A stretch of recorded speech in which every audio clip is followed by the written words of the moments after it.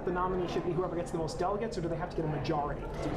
What I think is that you have to let the convention process work.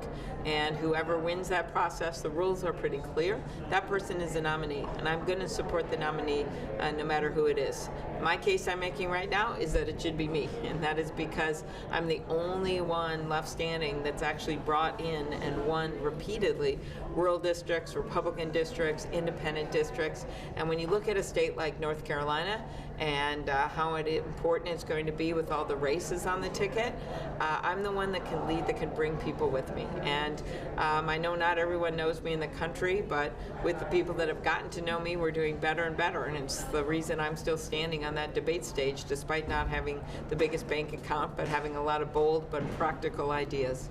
Do you share the concerns that some other candidates have expressed that if he is the nominee, it could have an effect on down-ballot races this year? Yeah, I can't predict what it would be, but I just know that if I was heading up the ticket, we would be in a good position to bring people with us, keep the House, and win a bunch of Senate races. My concerns with him leading the ticket are about policy. I don't think it's a good idea to kick 149 million Americans off their current health insurance in 4 years. I don't think it's a good idea to put taxpayer money towards sending rich kids to go to college. And I certainly don't think it's a good idea to come up with nearly $60 trillion more in spending, which is 3 times the size of the entire U.S. economy. I've taken a different approach. I've shown how I'm going to pay for things, and I've shown how I'm going to get things done.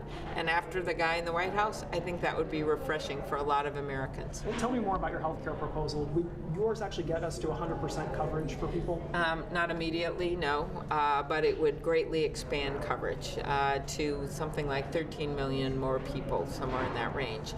It would bring premiums down by 50% for a family making in the range of 100,000. And it's to be a very positive idea to have a competition with the private insurance industry. But it's a different approach. It doesn't get rid of private insurance. Secondly, I would take on farmer prices, which is nearly 20% of healthcare spending right now. And then I would work on things like addiction, mental health, long-term care. I think that is practical. Instead of blowing up the Affordable Care Act, I think we should build on it to make it better. You brought up at the very end about gun reform, and there have been a lot of people in North Carolina who've been concerned by seeing what happened in Virginia when the state went Democratic. A lot of gun reform bills have come out. They've been passing resolutions in a lot of counties in North Carolina saying that they stand up for the Second Amendment. Would your proposals actually work to decrease gun violence without stepping on people's Second Amendment rights in the process? Of course. I believe in the Second Amendment, but the U.S. Supreme Court has kept open, in many cases, the possibility of Congress actually passing gun safety legislation without treading on people's rights. So, what am I talking about here? Universal background checks. Fox poll just this last summer showed that the majority of hunters and the majority of Trump voters wanted universal background checks. What's holding it up? Mitch McConnell and Donald Trump.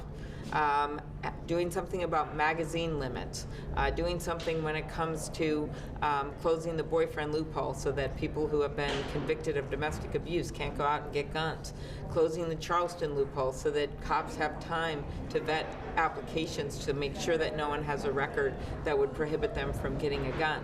There is so much that we can do, yet they just sit. And I think that you're seeing changes, a sea change, in part because of those kids in Parkland, gone off and inspired other kids to get involved, and they talk to their dads and their grandpas. There's been a change with hunters. I know, I am in a big hunting state. The president spoke last night about addressing the coronavirus. Is there anything the government is not doing right now that you would be doing differently as president? Well, I would have, back a few years, not tried to reduce the budget for the Center for Disease Control, and also not got rid of the coordinating entity that helps coordinate with the rest of the world. Why? Because these pandemics are coming our way. We know that.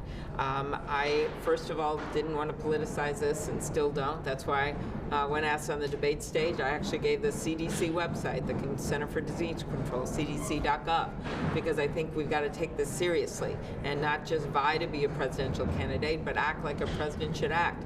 I thought the president should address the nation. He has. And now, I don't like that he hasn't come up with a specific dollar figure and that Congress, he said they can figure it out. That doesn't make sense, but we'll figure out an amount and do everything that we can to work with the administration so we keep people safe.